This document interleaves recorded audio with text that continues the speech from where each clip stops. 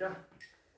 나무 따사 바가와토 아라하토 삼마 삼부따사. 나무 따사 바가와토 아라하토 삼마 삼부따사. 나무 따사 바가와토 아라하토 삼마 삼부따사.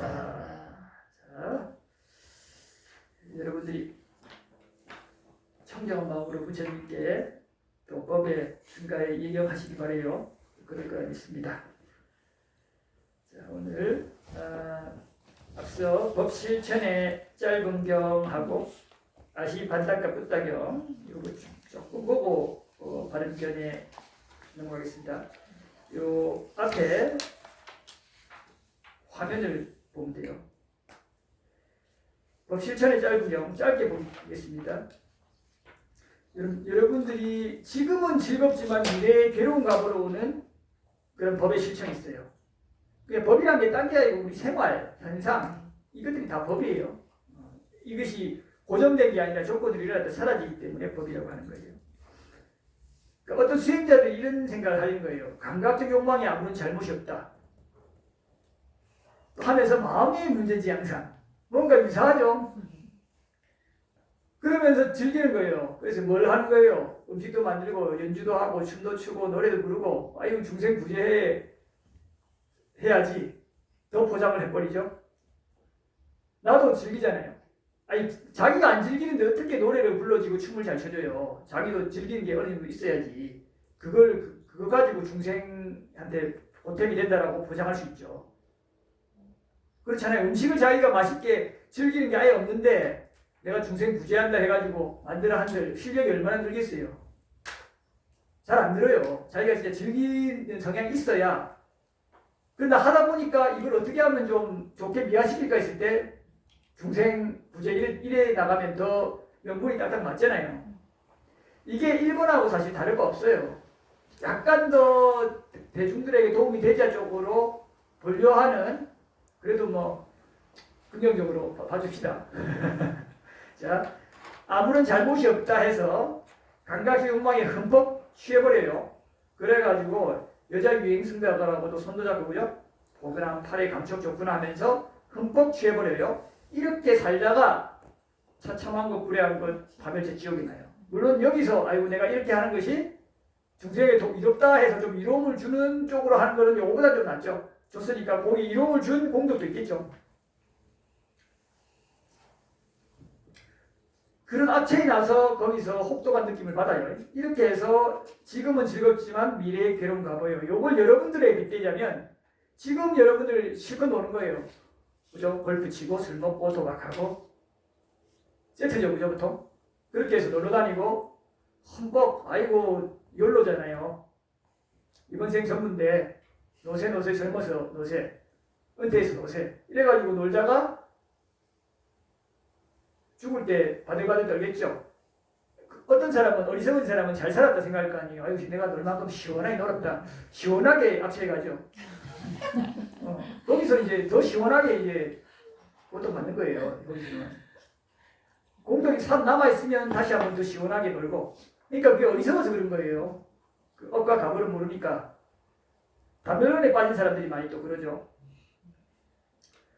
자, 상주론에 빠진 사람들은 좀 나아요. 왜 그래요? 담배론은 내가 지금 업을 지어도 뭐 별 그냥 지금 그냥 주어진 조건대로 힘의 논리대로 막 살다가 끝이니까 법의 심판을 받으니까 남 안 죽이지. 아니면 남도 죽여요. 남 거 뺏고 그렇게 이제 살다가 가는 거고. 상주론은 어때요? 내가 잘 살면 다음에 또 윤회도 계속 하니까 계속 내가 자아가 상속되니까 잘 살아서 좀 잘 윤회해야지 이런 마음 가지니까 상주론은 좀 나아요. 부처님 좀 낫다 그래요. 그리고 외도는 좀 스승한 외도는 다 상주론이에요. 기독교도 상주론이잖아요. 거기 천당이라고 그러잖아요. 자, 지금도 괴롭고 미래에도 괴로운가 보죠. 이거는 정말 어리석죠. 양자로 괴롭히니까 지금 나체 수행자하고 이렇게 고행하는 거예요. 이 고행인데 이 고행이 수행에 전혀 도움이 안 되고 일부러 몸을 학대하는 거예요. 막 가시 찌르고 무릎을 막 계속 부수듯이 하고 태양 봐가지고 눈 멀게 하고 여러분들 손 들어가지고 그 45년 들어가지고 여기 목질화 돼가지고 여기 피가 안 통하는데 썩진 않았더라고요. 이렇게 짜그라들어갖고 힌두교 바람은 수행자가 엄청난 인기를 끌었어요. 와 저렇게 고행할 수 있단 말인가. 그래서 많은 인도인들이 따라했는데 아무도 그 기록을 못 깼다고. 45년간 이래가지고. 그래 그 사람은 신문에 났잖아요. 엄청 추앙받고. 얼마나 괴로웠겠어요. 그죠? 이러다가 괴로워가지고 괴로우면서 자기도 그만둘까 해도 남들 이미 해왔는데 10년 했는데 못 그만둬요. 못 그만둔다니까요. 이제 그게 업이 붙는 거예요. 그래가지고 그렇게 계속 불순업을 짓잖아요. 사견에 의해서. 이 사람 선처하기 어려워요. 내가 고행했으니까 뭐 그걸로 천상에 가겠지. 그게 삿대견이고 대표적인. 잘못된 견해로 기대는 했지만 올바른 원리를 지어야 될 거 아니에요. 올바른 원리를 안 짓고 자기도 고행하면서 또 그런 거 왜 하냐 하면 바로 화내잖아요. 니 해봤냐? 이렇게 나올 거 아니에요. 마음에 화가 가득 찬다 이 말이에요. 마음을 꿰뚫어 봐서 해체하는 게 아니잖아요. 이러니까 불선업이 무럭무럭 자라겠죠. 겉으로는 엄청 멋져 보여도 이러니까 그 사람들이 견해도 잘못되고 불선업도 자궁을 계속 지으니까 쌓이면 그 사람이 어떻게 선처해 가겠어요. 그러니까 엉뚱한 이상한 고행하려고 하지 말고 수행에 도움이 되는 고행은 단순한 고행이 아니라 두타행이라고 해요. 두탄가라. 그건 이제 여러분들이 보기에 고행이지만 수행에 도움이 되기 때문에 그건 권장하시기도 해요. 다만 모든 비구들을 해라 아니에요. 할 사람은 해라. 도움 많이 된다. 그런데 안 할 사람은 안 해도 된다. 이렇게 하시는 거예요. 두타행의 최고 대표가 누구예요? 마하가스잖아요. 그래서 부처님께서 칭송하고 또 두타행의 이점이 뭐예요? 후대 비구들이나 사람들이 엄청 존경하고 따르잖아요. 지금도 여러분들도 따르잖아요. 그래서 아까 힌두교 수행자 얘기했던 게 뭐예요? 약간의 그 두타행적인 모습 있잖아요. 그래서 그거를 여러분들 왜 이렇게 해요? 저는 존경스러운 부분이 있구만요. 그리고 구분해서 보면 된다 이 말이에요. 지혜가 있는 사람은 이제 이 부분은 좋은 부분, 이 부분은 아닌 부분. 그전에는 여러분들 뭐 배운 거에 따라서 좋아하다가 이제 견해 배우니까 이러잖아요 또. 그거를 좀 더 잘 알면 어때요? 독버섯인지 송인지 이제 구분하라 이 말이에요. 섬세하게. 그렇게 해야 지혜가 성숙되지. 처음에 막 산에 버섯 따갖고 못 먹어가지고 병 걸려갖고 고생하다가 그거 독버섯 많은데 왜 그런 거 어리석어지 됐냐 해가지고 좀 지혜가 생겨서 이제 아예 안 단다 그러면 버섯은 난 잃지 않다 이렇게 나오잖아요. 그것도 넘어서야 된다 이 말이에요. 여러분들은 맞죠? 이제는 이것이 유익한가 해로운가를 어떤 수행자든 어떤 종교에서도 마찬가지예요. 이것은 참 긍정적이고 좋은 부분이지만 이것은 문제구나 이렇게 섬세하게 들어가야 돼요. 불교 가르침도 마찬가지고. 자 이렇게 해서 고생을 많이 해가지고요. 임산부에게는 주면 안 받아요. 막대기 넘어와서 막대기 딱 하고는 넘어와서 주는 것을 안 받고 문지방을 넘어서 오는 걸 안 받고 희한하죠? 쓸데없는 원칙을 정하는 거예요. 그릇에서 떠주는 음식을 안 받는데요. 내가 옆에서 보고 있다고 안 받고 그죠? 파리떼가 날아다니는데 안 받지 않고 곡차, 과일주, 발효주 마시지 않는 이거는 엄청 권장할 만한 거죠. 맞는 건데 엉뚱한 거 그러니까 쌍으로 해서 이렇게 하는 거예요. 이렇게 해서 이거 참는 거 쓸데없는 규칙 만드니까 얼마나 번거로워요. 그죠? 그래서 이런 사람들 계속 사실 화에 가득 차겠죠. 자기가 힘든 거잖아요. 자기가 봐도 번거로운 짓이니까. 근데 누가 그런 쓸데없는 짓 왜 하냐 하면 이 사람은 뭐라고 반응하겠어요? 발끈하겠죠. 내가 얼마나 고생해서 이거 하는데 이러니까 마음에 서럽이 차겠어요. 자기 교만과 자기 상해만 가득가득 차고 지내고 있다 이 말이에요. 이래하고 나니까 나중에 이 사람은 이 생에도 괴롭지만 죽어서도 악취가 가는 거예요. 이 보면 재밌어요. 엉뚱하게 산다 이 말이에요. 나무뿌리 열매, 떨어진 열매 먹고 그리고 뭐 하냐면 또 재미난 거는 머리털과 수염을 뽑는 수염이 뭘 때예요. 계속 뽑아요. 뽑고 또 뽑고 뽑고 자꾸 뽑아요. 자 그리고 6번 이재원에는 지금은 괴롭지만 미래의 즐거운 과거 세 번째죠. 이제 이게 여러분들이 한번 생각해 봐야 될 거예요. 요거는 이제 불교 수행자나 제가자 중에 좀 있을 수 있어요. 어떤 자냐면 이 사람은 전체적으로 탐, 진치가 강해요. 그리고 그로 인해서 생긴 정신적, 육체적 괴로움이 심해요. 그러니까 업이 아직 좀 거칠다 이 말이에요. 그죠? 그러니까 악체에서 올라왔거나 전생에 지혜는 좀 있는데 악체에서 막 올라오면 지금 조건이 안 좋잖아요. 자기 하고 싶어도 계속 안 좋은 업들이 일어나잖아요. 고생은 엄청나게 해요. 근데 지혜는 좀 있어요. 그러니까 어떻게 해요? 이 사람은 비록 괴롭고 정신적 고통이 있고 얼굴이 눈물로 범벅이 되어 울지만 견뎌내는 거예요. 꾸역꾸역 견뎌내요. 이런 사람은 그러면 어떠냐면 화가 엄청나게 강해요. 왜냐면 자기의 마음에 안 드는 조건이 너무 어릴 때부터 많이 나타났잖아요. 지혜가 좀 있는 거예요. 그래서 참아내요, 이런 사람. 그래서 청정공업 작가에서 전사한 거예요.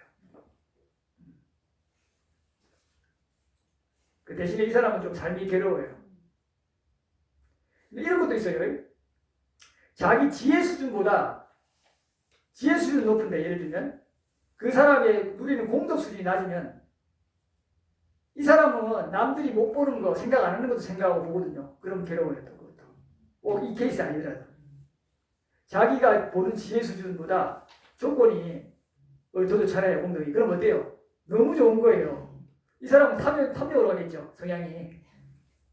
그렇잖아요. 푹 빠지니까 다 해달라는 대로 다 해주니까. 근데 지혜가 더 높아버리면 아무리 좋아도 그럼에도 불구하고 이건 뭔가 이상한데 하는 거예요. 부처님이 그렇잖아요. 아무리 좋은 최고의 조건이라도 지혜가 높으니까 근본적으로 뭔가 이상한데 자꾸 느끼면서 괴로움을 느끼는 거예요. 이건 상대적인 거예요. 아시겠죠? 그래서 화가 많으면 좀 지혜가 높을 가능성이 높아요. 청정도를일까기도. 그럴 경우는 쌍카라, 그러니까 주어진 조건에 대해서 계속 자꾸 싫어하고 이런 흐름이 있어요. 자, 그 다음에 네 번째 케이스입니다. 자, 지금도 즐겁고 미래도 즐거운 과거예요. 이제 이거는 이 사람은 탐진치가 선천적으로 작으니까 별로 고통 경험 안 하죠.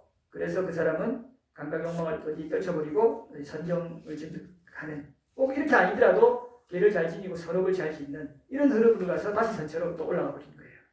천상 내지 인간입니다. 자, 이런 네 가지 케이스가 있습니다. 여러분들 어떤 케이스에 속하는지 잘 숙고해 보셔요.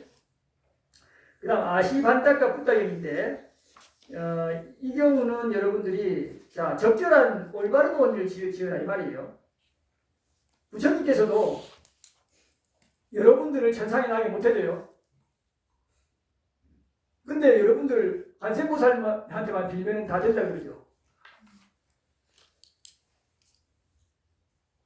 예전에 여러분들 항복귀신이라고 그 만행 스님이라는 하는 분 우리나라에 한때 그 책이 여러 번 나오고 스님들도 소문 쓰고 있는데 그분이 무문관에서 몇 년 수행하실 때 중국의 동굴에 자기 시자가 밥을 갖다 주대요. 하루 한 끼. 이 사람이 뭐 오래 장자부라 하고 하여튼 뭐 중국은 뭐 사실은 좀 뭐 이렇게 좀 믿기가 쉽진 않은데 어쨌든 간에 그렇게 그분이 그렇게 술회를 해가지고 다른 제자가 글을 남겨서 우리나라에도 두번 번역된 걸로 제가 알고 있는데 최근에 더 했는지 모르겠어요. 그 유명해요 우리나라도.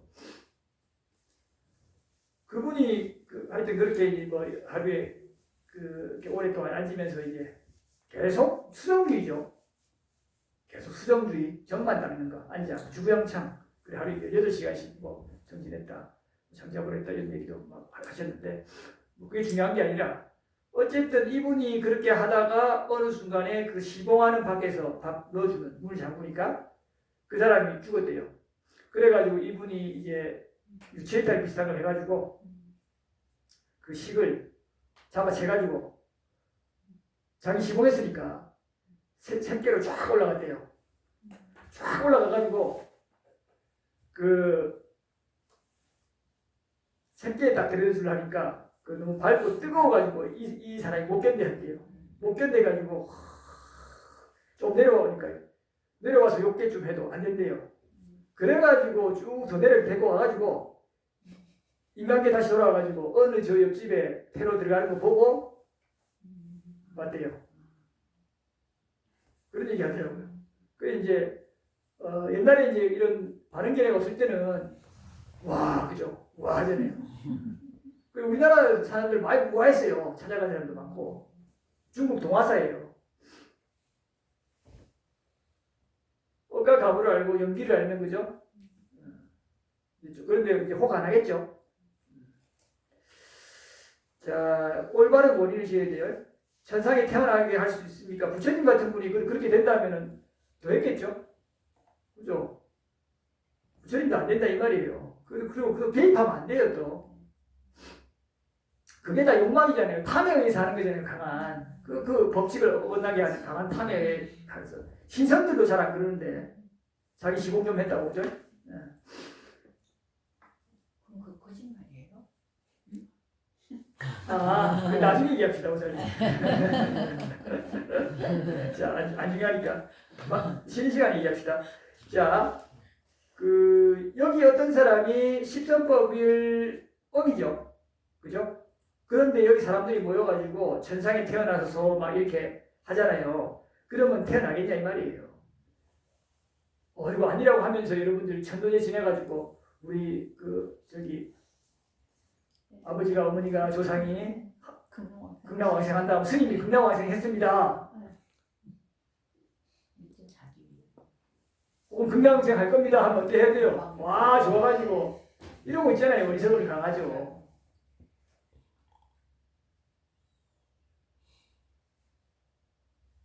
극락왕생 할 엄정을 지어야 조건이 돼야 물론 이렇게 법문이 듣다가 이렇게 또 자기가 조금 지혜가 일어날 수도 있겠지만 조건으로 봐야지. 분명히 보시면 안 된다 하잖아요. 부처님께서. 이게 마치 이런 거예요. 군중이 모여가지고 찬미가를 완성하고 합장한 채 주위 돌면서 바위 덩어리를 물에 넣고는 큰 바위 덩어리야 떠오르서서 하면 떠오르겠냐 이 말이에요. 근데 여러분들 하고 있잖아요. 막연하게 될 거라 생각하잖아요. 왜 근데 이런 거를 하셨어요? 아니 저도 했어요. 뭐 수능비도 마찬가지고 부모님 돌아가시도 아니 부모님 돌아가시고 천도제나 49제나 안 했어요 다? 했어요. 그러면서 이런 마음 안 했어요? 그렇죠. 그런 마음. 그런 마음이 했죠. 어제 말씀하신 거 천상에서 인연이 있으면 와서 도와주고 그런다고 네네. 말씀하셨잖아요. 네네. 그런 맥락에서 합니다. 그러니까 약간씩 도와줄 수 있어요. 그런데 이제 그런 것들은 격가지예요. 그런 게 없다는 게 아니고 아예. 그리고 아까 말했듯이 아기계로 있을 때 혹은 천상신으로 나는 천상신으로 났는데 비인간이죠. 들을 수 있잖아요. 법문해주고 내가 죽었는데 바로 아기계 형태나 천상신으로 해서 비인간으로 해서 자기 터전이 아니고 여기서 좀 떠돌아요. 집착이 있으니까. 그럴 수 있단 말이에요. 그거는. 그럴 때 음식 차려주고 이러면 뭔가 음식 차려주네 해서 알아서 왔잖아요. 그때 막 연불해주면서 법문 무상기 같은 거 설해주잖아요. 그래도 우리 무상기 설해줘요. 네. 엉뚱한 거 하는 건 아니에요. 그런 거 듣다 보면 와 나를 왜 설해주는데 저거 한번 저게 무슨 뜻이지 해서 만약에 공부를 하고 이러면은 지혜가 좀 일어날 수도 있겠죠. 이런 부분이 있어요. 네. 그런 차원이라면 여러분들 괜찮다 하면 돼요. 그 부분은 괜찮아요 확실히. 그러나 이거 했다고 뭐 극락왕생 한다 이거는 그 업의 조건이 돼야 하죠. 그렇게 이제 디테일하게 못 보면 여러분 견해가 전도돼요. 네. 자 그리고 마찬가지로 이 사람이 천상에 날 만한 사람인데 무너져 죽은 뒤에 지옥에 나라고 막 저주하듯이 이렇게 하면 나겠습니까? 안 나죠. 자 이거 생각하시고 항상 어제도 말씀드렸지만 여러분들이 원하는 어떤 결과가 있으면 항상 거기에 적합한 원인을 지어야지. 그런 상식에 위배되고 부처님 가르침에 위배되는 원인을 지어서 결과를 원한다 이랬을 때 여러분들 그게 아까 말했듯이 신장이 도와주든 어쨌든 간에 되더라도 어리석어져요. 그런 거에 기대니까 그걸 하지 말라 이 말이에요. 효과가 없다는 건 아니에요. 아주 격가지로 효과가 있어요. 수능기도 하면 효과가 나타날 수 있어요. 조상이 그 신심에 감응해서 원래 안 해줄 거를 해주기도 한단 말이에요. 꿈에 나타나서 문제 한두 개 가르쳐 주기도 한단 말이에요. 할 수 있어요, 그거. 그러나 그렇게 해서 한두 개 더 얻어갖고 자식이 조금 더 좋은 학교 가면, 대학 가면 그게 무슨 큰 이득이라 이 말이에요. 큰 이득인가요? 그렇게 잘못된 견해가지고 평생 그 사람이 됐다 해가지고 하면 견해가 잘못돼 버린단 말이에요. 이 생에 내가 그래서 더 기도 열심히 했으니까 이익 아닙니까? 이렇게 주장할 수도 있겠지만 그런 정도 수준의 이익은 이 윤회계에서는 아주 하찮아요. 자기가 견해가 잘못돼서 엉뚱한 원인을 맹신으로 빠지는 거잖아요. 맹신을 해가지고도 된다 하는 억지 쓰는, 떼쓰는 마치 잘못을 범하면서 참회하면 된다. 이런 식의 어떤 사유구조가 생기는 조건이 있다고요. 이거야말로 정말 손해예요. 여러분들이 공시문제 공나고 항상 원인을 지으면 결과가 오고 이런 거에 사유가 생기면 꼭 종교적 가르침이 없더라도 여러분이 선법에서 거의 안 벗어나요. 근데 엉뚱한 원인 지었는데 결과가 나타난다? 이러면 여러분들이 거기에 탁 붙어요. 이거 견해의 위험성이 오늘 지금 좀 이따 바른견해에서 얘기했지만 무엇보다도 중요한 건 바른견해입니다. 이 바른견해는요 아무리 강조해도 지나치지 않아요. 교학에서는 바른견해고요. 바로 보는 거예요. 그 다음에 수행에서는 뭐다? 사띠자. 바른견해와 사띠는요 양대 산맥이에요. 교학과 수행에 굳이 나누자면 보겠습니다. 이렇게 해서 오늘 넘어가서 바른견해를 보도록 하겠습니다. 바른견해 우리 프린트 5페이지고요. 부처님께서 바른견해에 대해서 얼마나 강조하셨는지 이따가 경전을 좀 자세히 살펴볼 건데 보기 전에 우선 바른견해가 어떤 것인가 하는 것에 대해서 잠깐 보고요. 자, 먼저 1번 첫 번째 바른 견해경에 이렇게 지금 부처님께서 말씀하신 것을 사리붓다가 다시 이렇게 외는 거예요. 뭐라고 정리했냐면 해로움을 깨뜨려 알고 해로움의 뿌리를 깨뜨려 알고 유익함을 깨뜨려 알고 유익함의 뿌리를 깨뜨려 한다는 거예요. 자, 해로움은 뭐라 그랬어요 어제? 십불선법. 유익함은 십선법. 그 다음에 그 뿌리는 해로움의 뿌리는 탐진치죠. 유익함의 뿌리는 탐진치 없음이에요. 이것이 이제 요 해로움과 해로움 뿌리, 유익함과 유익 뿌리를 다 깨뜨려야 돼요. 그러니까 이걸 안다는 거는 근본적으로 이게 어떻게 작동한다는지를 원리도 다 아는 거예요. 단순히 우리가 십선법 잘못됐다 이거 아는 거는 여러분들 알잖아요. 누구한테 해코지하면 잘못됐다. 근데 그게 아니라 그 해코지를 어떤 뿌리에서 하는지 그 뿌리를 알면 어떤 메커니즘에서 그걸 하게 되는지 이걸 다 아는 거예요. 그래서 이게 바른견해예요. 아시겠죠? 그래서 이것을 바른견해를 꿰뚫어서 깊이 있게 출세관적으로 알게 되면 그게 출세관적인 바른견해가 되고 이거를 지식적인 관념적인 차원에서 알면 여러분들이 세간적인 바른견해예요. 이것도 그죠? 달라져요. 그럼 한번 보겠습니다. 1번 세간적인 바른견해입니다. 자, 요거는 같이 한번 읽어볼까요? 번뇌에 물들쓰고 공도견편에 있으며 재생의 근거를 가져오는 바른견해예요. 자, 이게 뭐냐면 이 바른견해를 가져도 여전히 여러분들 탐진치에 휩싸여서 번뇌가 일어날 수 있어요. 또 실제로 번뇌를 일으켜요. 그 적절함을 알라 이 말이에요. 그죠? 공덕의 편에 있죠. 이거를 잘하면 공덕이 막 증량돼요. 그죠? 선체나고 윤회 잘하는 조건이에요. 그러면 쉽게 말하면 그죠? 그리고 재생의 근거, 이것도 같은 맥락이잖아요. 재생의 근거를 가져온다니까 윤회 잘하는, 윤회 근거를 가져오는, 그리고 공덕의 편에 있다니까 이걸 합치면 윤회를 아주 수승하게 잘하는 이란 뜻이잖아요. 바른견해는 무슨 그 세간적인 거는 항상 이런 거예요. 만약에 여러분들이 스님 저는 아직 상주론적인 세계관을 갖고 있고 예세에 그냥 눈에 잘해갖고 스님 그냥 행복하게 계속 살고 싶어요. 사실 제일 많잖아요. 이거 괜찮아요. 이 사람들은 비구들도 많아요. 세간적인 바른견해를 지니세요. 이 세간적인 바른견해를 지녀도 계속 선체에 날 확률이 상당히 높아져요. 단순 상주론보다 이건 훨씬 나아요. 다른 이교의 가르침의 상주론보다 그렇죠? 그러면 이 세간적인 바른 견해가 어떤 내용이길래 이 비구가 단순한 이교의 상주론적인 그런 것보다 수승한가 한번 보겠습니다. 1번 같이 읽어보겠습니다. 보시도 있고 공물도 있고 재성도 있다. 자, 요거는 뭐예요? 여러분들이 보시를 했을 때 공덕 과보 인정하는 거예요. 공물 제사하면은 이 제사가 무슨 이익이 있나? 조상한테 해도 그것에 대한 내 마음의 이익도 있고, 그죠? 도와줄 수도 있기 때문에 이익도 있고, 이런 이익이 있다는 걸 실제로 확고하게 믿는 거예요. 그죠?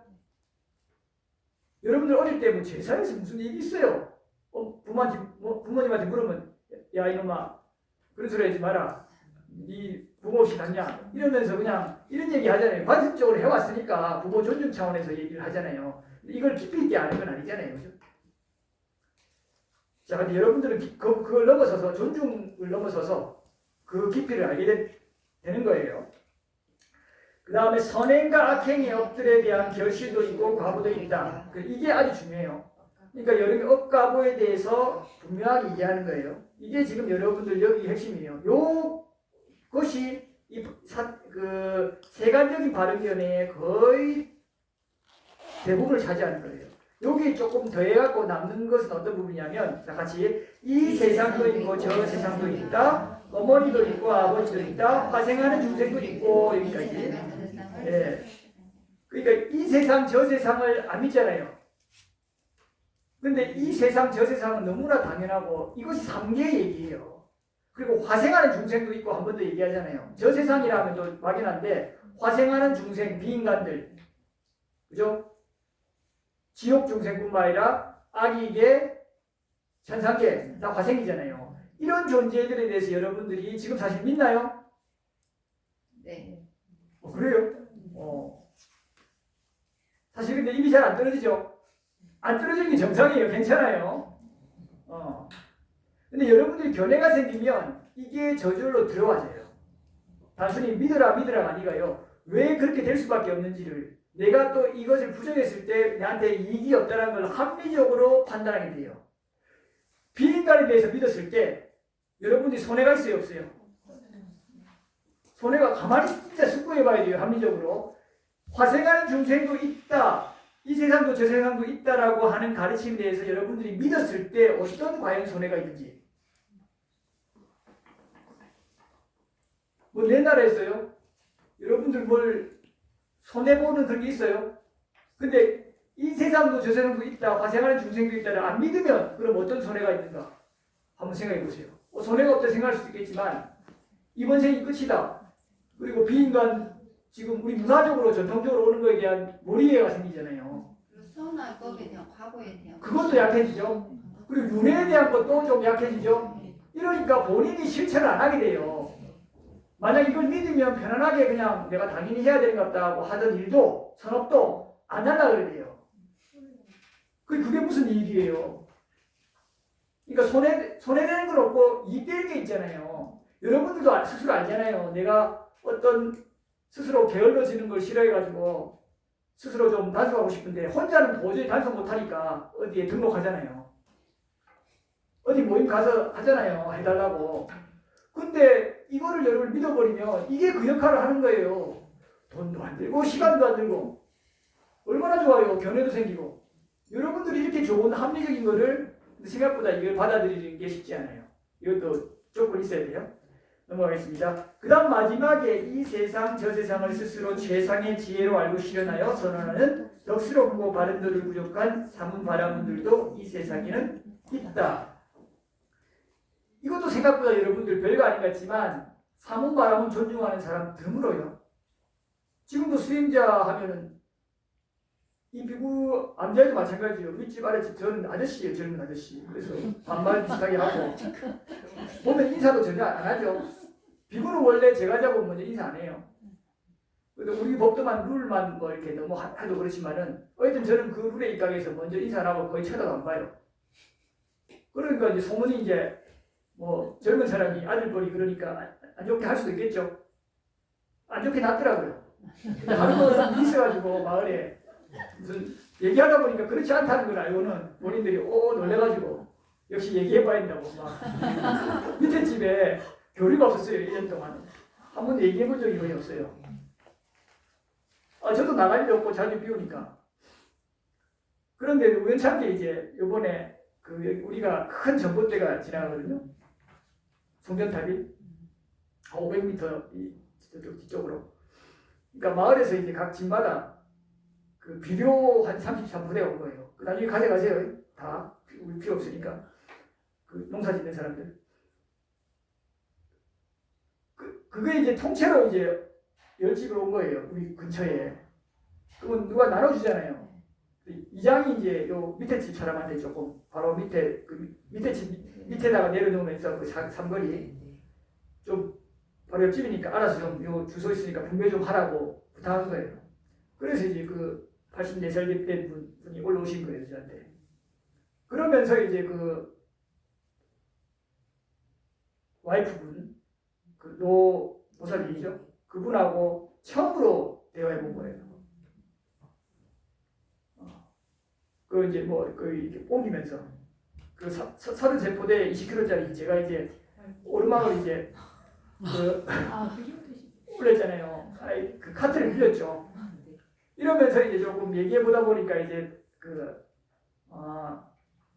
이제 좀 법답게 사는구나 이렇게 거예요. 그 전에는 그래서 그냥 이게 그래도 물론 그 사람들은 인사하거나 주의할 안 하죠. 절에 오래 다녔대요, 몇십 년. 근데도 그렇다니까요. 그게 마을에서 그래서 다 마찬가지예요, 비슷하게. 이게 생각보다 여러분들 별거 아닌 것 같아도요. 그 사문바라문을 여기서 수행하는 사람을 존중하는 이런 문화가 쉬울 것 같지만 그렇지 않아요. 결코. 물론 이거는 이제 여러분들 잘못이 아니라 수행자가 좀 불신을 초래한 탓이라고 저는 또 보고 또 시대의 흐름이 당연히 그렇게 갈 수밖에 없기 때문에 그렇습니다만은 자 그런 부분이 있습니다. 자 시간상 넘어가겠습니다. 자 여러분들 이런 지금 여기서 말씀하신 세간적 바르게 내가 잘 여러분들 흐르는지 점검해 보세요. 잘 흘러요? 걸릴 건데 화생하는 중생도에서 걸리고 그죠? 이 세상도 저 세상도에 걸릴 건데요. 솔직히 믿는다고 이제 하고 싶을 뿐이지 그죠? 안 믿는다고 하면 좀 수치스러우니까. 자, 한번 스스로 진짜 한번 숙고해 봐야 돼요. 그 다음에 이제 출세간적인 발의견입니다. 자, 이게 뭐냐면 이거는 이제 번뇌에 물들지 않고 이건 해탈 일반으로 가는 거예요. 소멸로. 출세간의 것이고 출세간이라는 것은 어떤 세간 세속적으로 우리가 즐기는 감각적 욕망에서 벗어나는 것을 출세간이라고 해요. 도의 구성요소, 도의 구성요소라면 도와 과와 함께하는 그런 지혜가 일어날 때 이 구성요소가 일어납니다. 그래서 이런 도과에 들 때 일어나는 지혜에 입각한 성스러운 바른견해를 출세가 바른견해라고 범부제가자는 불가능하죠.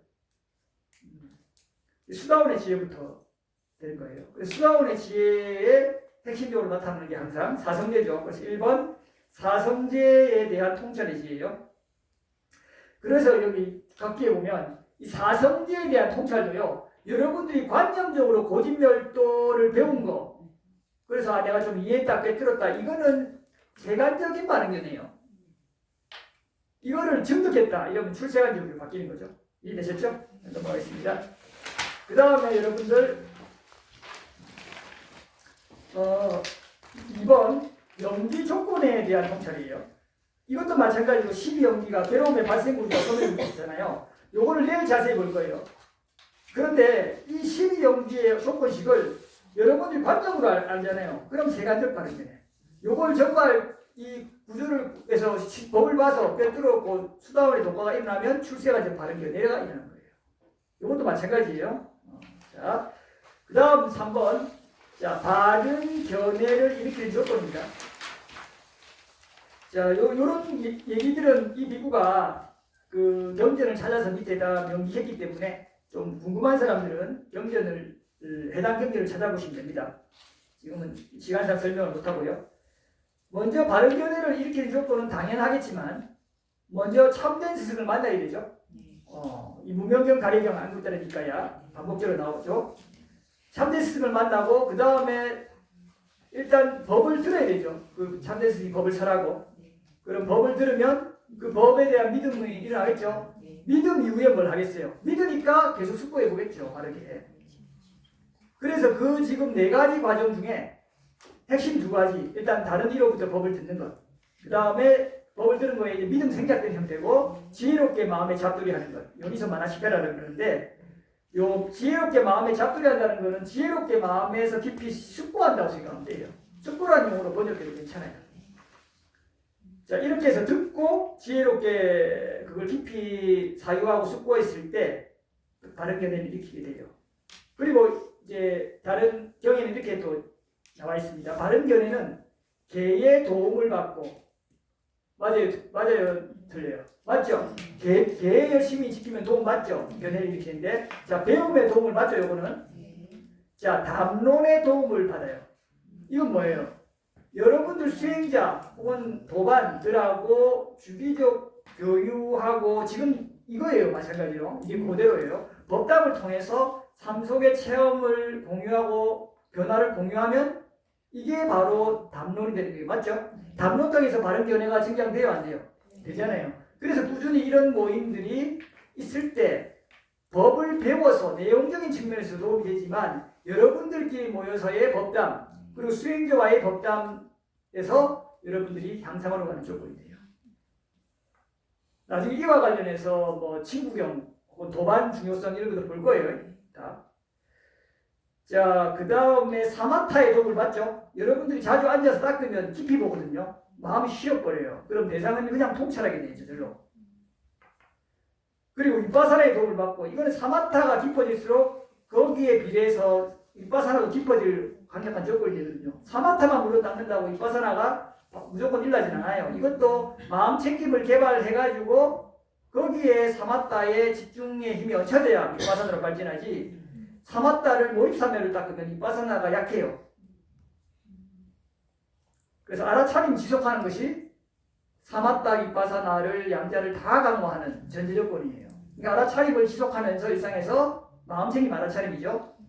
자, 마음챙김을 얘기해도 알아차림이 포함되고 알아차림을 얘기해도 마음챙김이 포함되는 거예요. 사티산 빠자는 항상 쌍으로 같이 거의 일어나요. 약간 다른 영역이긴 한데 이것을 충분히 일상에서 개발하는데 하나의 대상, 표상으로 주로 가버리면 특히 개념으로 가버리면 어떻게 돼요? 산매, 더 나아가 선정이 발생하는 거고 이거를 계속 궁극적 바라봤다라고 하는 궁극적 실제 어렵게 얘기할 필요 없이 그냥 현상, 변화하는 이 조건, 날씨, 움직임, 그죠? 이거 계속 변하잖아요. 일어났다 사라지잖아요. 이런 대상에 주의를 기울이면 이것이 깊어질수록 윗바사나가 발생해요. 근접 3분 이상 들어가면서 대상에 탁 떨어져 버려요. 이렇게 해서 그 사마타 윗바사나를 닦기 이전에 어제도 저녁에 계속 반복해서 얘기했죠. 철저하게 마음챙김과 알아차림이 선행돼야 돼요. 이거 없이 몰입으로 들어가면 몰입산대로 가면 오히려 나중에 알아차림 개발이 생각보다 쉽지 않을 수 있어요. 그런 폐해들을 많이 봤기 때문에. 자, 계속 가겠습니다. 그 다음에 까짜나 꽃다 기억입니다. 이거는 이제 경들을 한번 볼게요. 자, 우선 요거 보기 전에 아까 앞에 봤던 바른견해 일으키는 조건에서 바른견해를 한번 보고 넘어가겠습니다. 자, 우리가 보세요.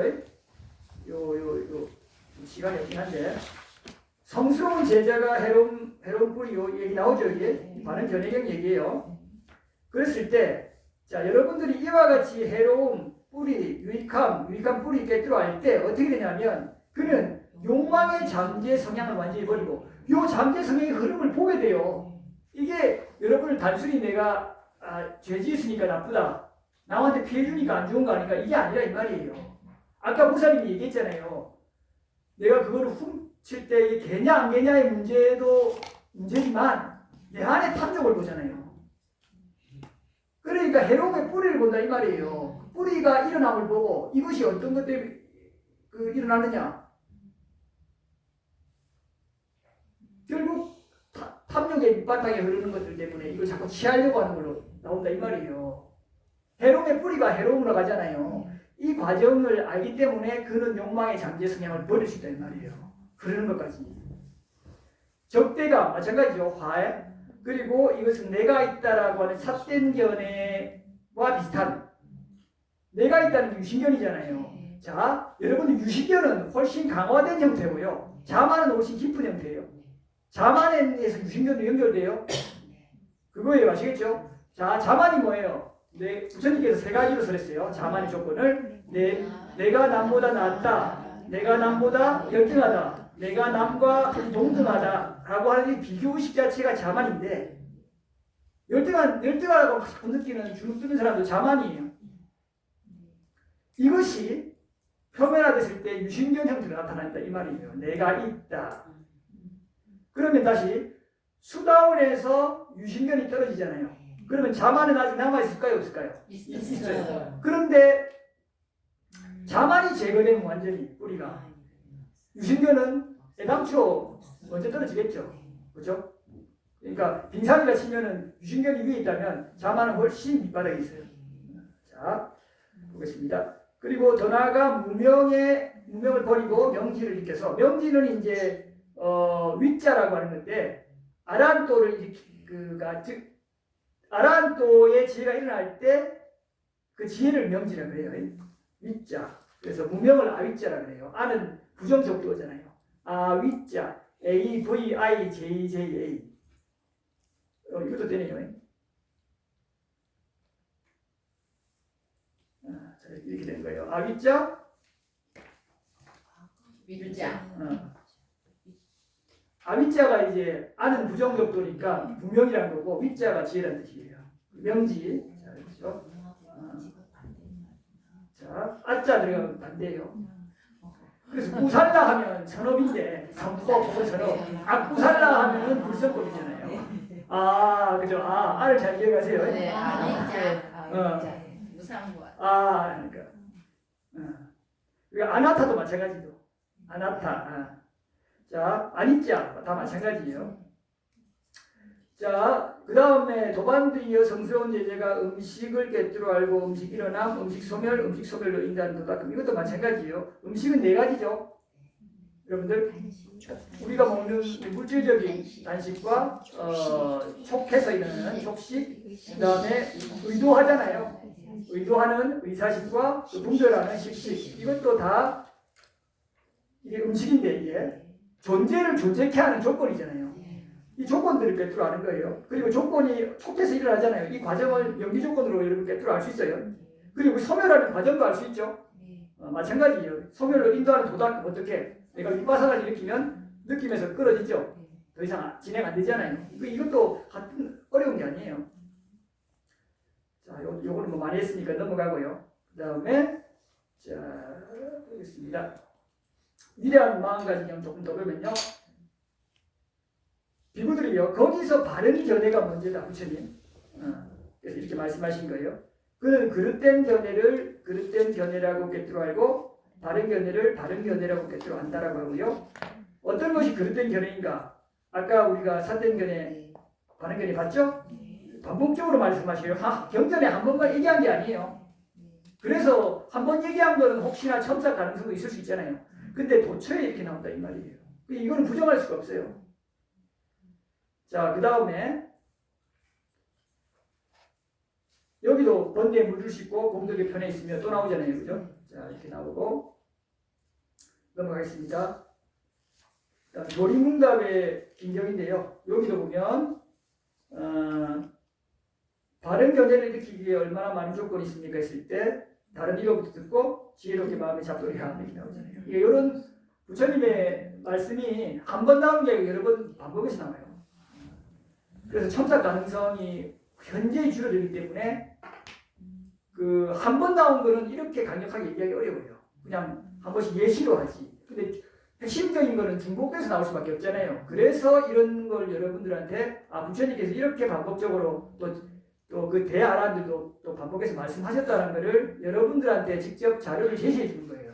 이 비구가 혼자 얘기하면은 뭐 믿을 수도 있겠지만 여러분들 힘이 약하잖아요. 그 근거를 직접 눈으로 보시라 이 말이에요.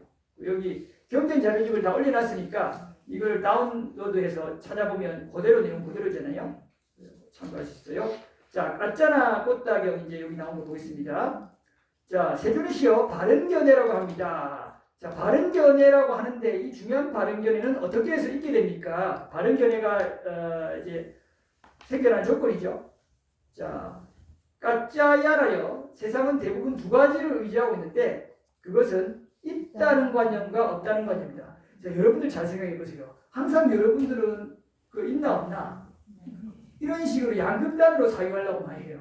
생각보다. 이것도 아니고 저것도 아니고 그게 뭔데? 그런 사유구조가 범부에 전도된 인식의 사유구조 틀이에요.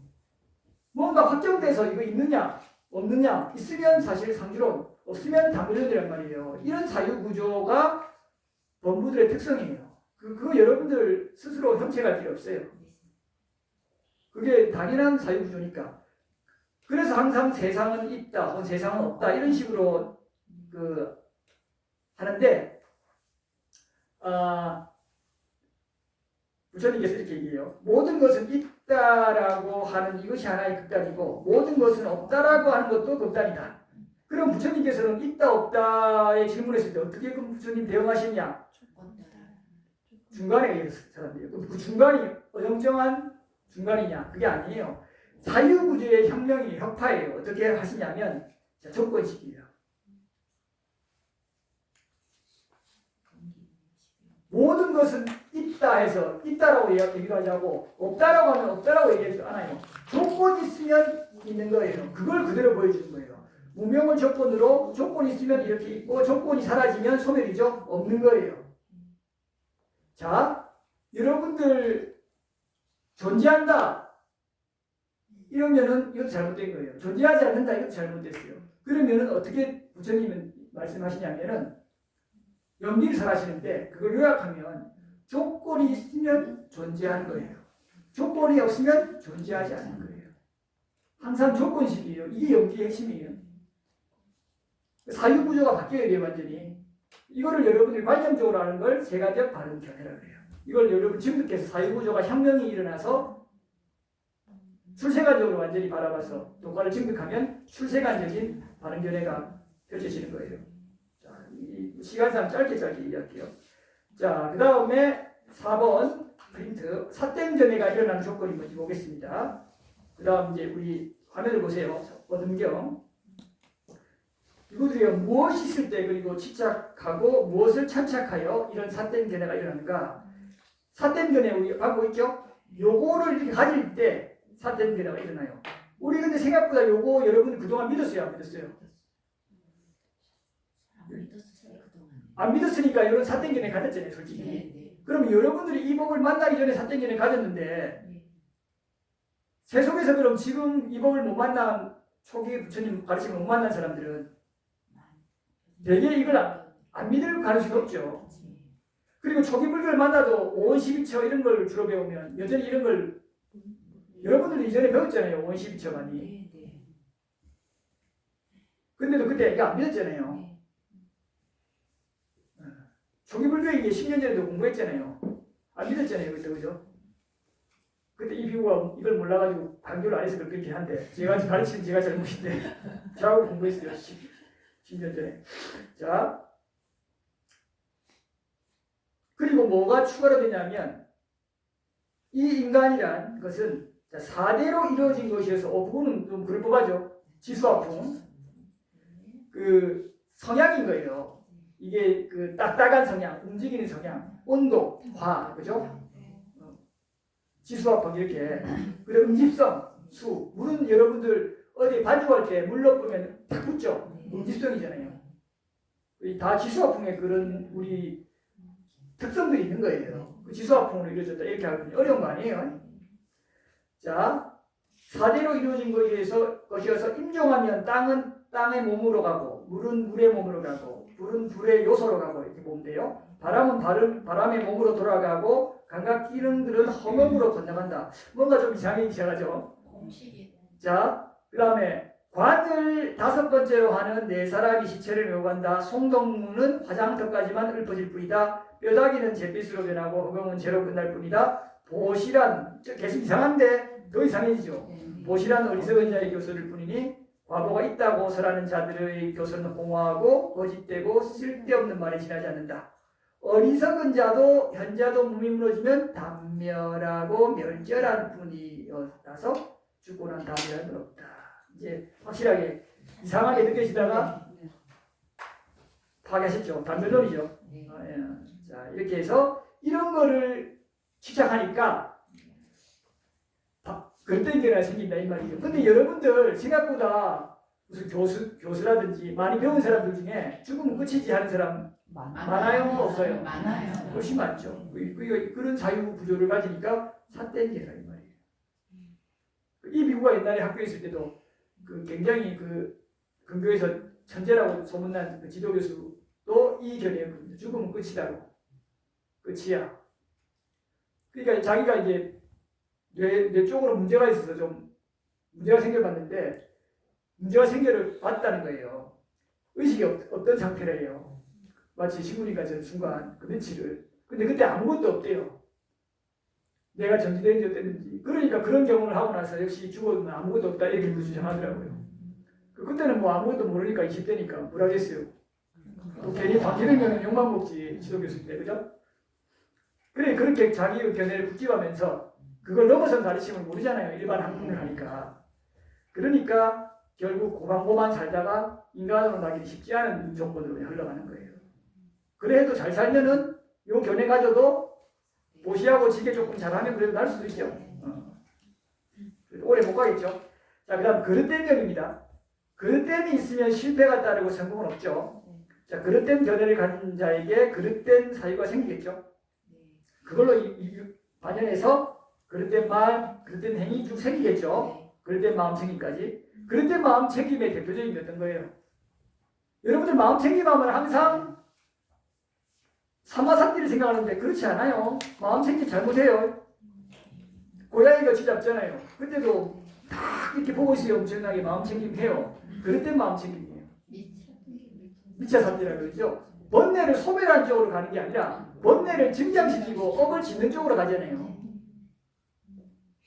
바른 사띠는 어떤 거예요? 내가 선법으로 하도록 내 마음을 계속 보호하는 거예요. 그리고 더 나아가면 그 사띠가 깊어지면 내가 대상에 들러붙는 선법이든 불선법이든 그걸 바로 알게 되는 거예요. 알아차림 기능이 강화되면서.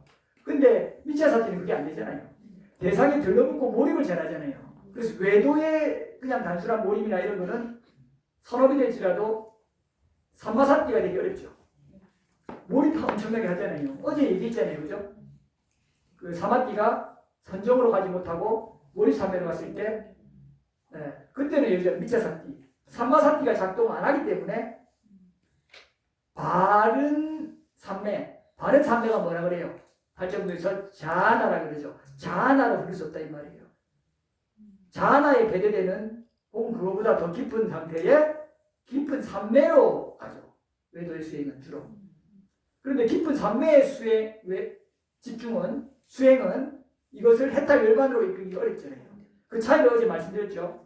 이것이 나왔을 때 확실히 달라요. 나왔을 때 알아차림이 굉장히 강화된 상태. 여러분들 아침에 혹은 어제 밤에 정진하시고 나서 굉장히 고요한 상태에서 내가 일하고 하려는 의도부터 알아차려지면서 자연스럽게 일어나던가요? 잘 됐으면 다행히 좋은 일이고 그게 안 됐으면 아직 훈련을 계속 해야 돼요. 일상에서 알아차림을 계속 강화해야 되고 그것이 잘 됐으면 지금 하던 대로 유지하면 되고요. 자, 그래서 반대로 바른 견해를 가진 자에게는 바른 사유가 생기는 겁니다. 이렇게 해서 그릇된 견해가 있으면 삿된 견해가 일어나는 당연 조건이 되겠죠. 자, 넘어가서요. 조금만 더 할까요? 이제 바른 견해의 중요성입니다. 5번.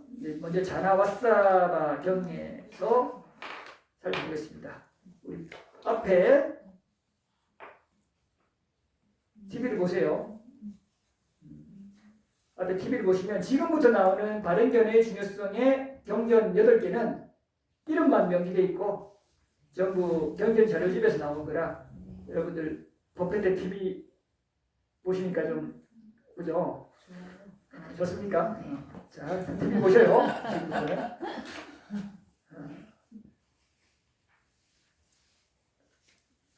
자나와서의 경우에 이런 얘기 나옵니다. 교자들이요 바른 견해로부터 바른 사유가 나옵니다. 바른 사유로부터 바른 말 쭉 나오죠. 바른 행위. 그러면 처음에 출발이 뭐라는 거예요? 바른 견해인 거예요. 자 넘어가겠습니다. 이렇게 계속 바른 견해가 얼마나 중요하고 반복적으로 이게 시작된다는 것을 알리는 거예요. 다른 내용은 특별히 없어요.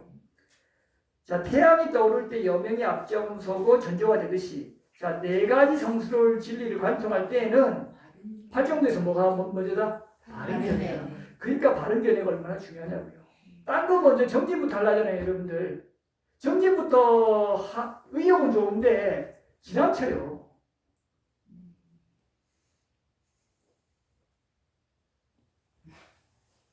그 바른 견해가 잡혀야 여러분들 적절함을 알죠. 초보 주부들 보세요. 뭐 할지 몰라고 일은 많이 벌리고 막 부산하게 하는데 뭘 못 하잖아요. 여러분들은 못해요. 아 그거 아니야 이거부터 이렇게 하잖아요. 그게 먼저 뭘 하는지 어떻게 하는지 그게 바른 견해거든요. 왜 해야 되는지 그걸 알고 해야지. 그걸 모르고 하면 힘은 많이 쓰는데 엉뚱하게 하잖아요. 자 그 다음에 앞장선 경력. 자 유익한 법들의 경우 바른 견해가 앞장서고 전조가 된다. 계속 반복되죠. 또 파괴경 바른 견해를 가진 자에게 그릇된 견해는 파괴된다. 자 그리고 바른 견해를 조건으로 여러 가지 유익한 법들은 수행을 통해 완성에 이른다. 그죠? 그래서 팔정도가 축 일어나는 거예요. 바른 견해가 없으면 팔정도가 안 돼요. 그러니까 바른 견해를 먼저 확립하는데 최선을 다해야 돼요. 그 엉뚱한 거 막 이게 처음에 하는 거 아닙니다. 그 다음 비법경 그릇된 견해를 조건으로 하여 여러 가지 나쁘고 해로운 법들이 생겨나니 이거 해로운 것이죠. 그죠? 자 그리고 바른 견해를 조건으로 수행을 통해 완성이 되는 거예요. 그 다음 확실한 경. 자 실제로 원인이 있기 때문에 원인이 있다라는 견해를 가지면 그는 바른 견해를 가진다. 아이 뭐 우연으로 그렇게 됐겠지. 자 이러면 자, 그거는 원인에 대해서 모르는 거예요. 조건식에 대해서 모르는 거예요. 여러분들 이제 말이라도 뭐 그냥 우연이다. 뭐 신이 도왔다. 이런 생각 얘기하면 안 돼요. 신이 도운 것도 원인 조건이에요. 아까 말했잖아요. 그것이 없는 게 아니라고. 천신도 돕는데 그것도 천신이 감동할 만큼 원인을 지어야 될 거 아니에요. 그리고 그 천신이 내하고 전생 인연이 있든가 내한테 빚을 졌거나 하니까 도와줄 거 아니에요. 그것도 원인 조건으로 다 봐야 돼요. 우리가 우리의 어떤 사유의 범위가 인간 세계 요 안에서 우리가 눈으로 머리로 납득하고 이해할 수 있는 범주 수준에 항상 머물러 있으니까 그 폭이 너무 좁은 거예요. 그래서 그걸 넓혀야 돼요. 이 법을 배우면서. 그래서 원인 없이 그렇게 결과가 일어날 수 없겠죠. 그죠? 자, 그 원인을 알 수 없는 건 있어요. 부처님도. 예를 들면 무명의 시작. 그렇죠. 윤회의 시작점은 부처님께서 알 수 없다 그러잖아요. 그런 거는 부처님도 이렇게 할 수 없어요. 무시례로 그죠? 그런 거는 그런 특수한 것들이 있고 그 외에는 그 조건으로 다 일어나는 거예요. 그죠? 자, 그 다음에 실제로 원인이 있기 때문에 원인이 있다라고 다른 사람에게 알린다면 그는 그에게 정법을 받아들이도록 설득하는 거다. 이제 여러분들 어떻게 해야 될지가 딱 나왔죠. 원인과 결과. 이게 업과 가보죠. 이게 연기죠. 별거 아니죠. 근데 업과 가보로 하면 바로 여러분들 종교색을 띄워서 싫어하잖아요. 그러니까 원인과 결과. 이러면 종교색이 전혀 없잖아요. 굉장히 또 합리적으로 들리잖아요. 이렇게 해서 이게 부처님 가르치느라고 일단 하지 말고 불장 아니면 원인과 결과를 늘 얘기해 주세요. 그럼 정법을 설득하는 거예요.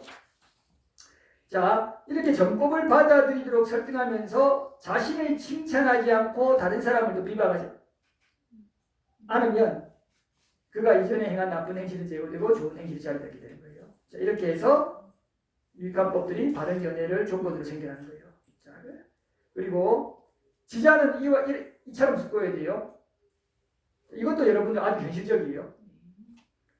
자, 이제 저들 사문 바라문들 혹은 남들 일반 뭐 세속에 사는 무교인들의 말이 옳건 그르든 간에 원인이 없다고 하죠. 우연히로 우리가 일어난다 이렇게 하는 사람 있잖아요. 운이지 그냥. 자, 그렇더라도 이제 이 사람은 바로 지금 여기에서 이 사람은 좋은 행실을 가졌고 바른 견해 가졌고 원인이 있다고 주장한다고 하면 지혜로운 사람들이 이 사람을 칭송해 안 해요. 어리석은 사람이 자 부정하더라도 여러분들이 가고 얘기하면 어리석은 사람들은 칭송 안 하지만 지혜로운 사람 당신 그거 어떻게 알았어요? 칭송할 거 아니에요. 그죠? 그리고 만약 원인이 있다면 이런 경우에 이게 원인이 없어도 상관없어요. 근데 실제로 원인이 있다고 한다면 원인이 있지만 부처님이 그렇게 양보해서 말씀하신 거예요. 원인이 있다면 이 사람은 있다라고 했기 때문에 본인이 평소에도 칭송도 받았고 또 원인이 있으니까 잘 살아요 안 살아요? 원인을 잘 맺잖아요. 그러니까 그 잘 맺은 원인 때문에 어디 가요? 선체 나잖아요. 이런 맥락의 얘기를 앞서도 본문에서 했잖아요. 여러분들이 내세를요 안 믿으면 안 믿어서 손해가 없는데요 할 수 있죠. 그럼 반대로 믿어서 손해가 있어요? 그러면 자 이렇게 숙고한다 이 말이요. 믿는 사람이 더 열심히 바르게 살아요? 안 믿는 사람이 더 열심히 바르게 살아요? 믿는 사람이 되게 보면 그렇죠. 그러니까 이런 관점을 가지면 자기가 하기 싫어도 좋은 일 하려 하잖아요. 아니 왜 내가 좋은 일 해야 돼? 이런 사람은 할 말 없어요. 그죠? 근데 내가 좋은 일을 하고 싶은데 내가 게을러서 하고 싶지 않은데 이렇게 하는 사람은 솔직히 자기도 하고 싶은데 업이 거칠어서 못 하는 거잖아요. 그런데 그 사람이 어떤 좋은 생각을 바로 가져버리면 그 손 생각의 힘에 의해서 좋은 일을 하잖아요. 그러면 그 사람한테 그게 자기도 이익이에요? 아니 이익이에요? 해야 되는데 못한 거니까. 그래서 이익이라 이 말이에요. 그러니까 이걸 믿는 게 훨씬 이익이고 또 여러분들이 객관적으로 살펴봐요. 확실히 이것을 윤회를 믿고 따르는 사람들이 도덕적으로 살고 남 돕는지 안 믿는 사람이 도덕적으로 믿고 사는지 한번 통계적으로 보시라 이 말이에요. 그랬을 때 만약 여러분들이 확실히 믿고 과보를 믿는 사람이 잘 산다 라고 한다면 본인도 그렇게 해야겠죠. 혹은 여러분 지혜로운 사람은 남들이 과보를 믿고 하는데도 불구하고 잘 살지 않더라 하더라도 여러분들은 그렇게 살면 안 되고 여러분들 믿고 잘 살아야죠. 그러니까 여러분들이 그 양쪽의 패를 다 가진 게 되는 거예요. 원인이 있다라고 알고 또 원인을 바르게 실천했을 때. 자, 그렇습니다. 자, 여러 요소의 정유경은 조금 쉬었다 하겠습니다.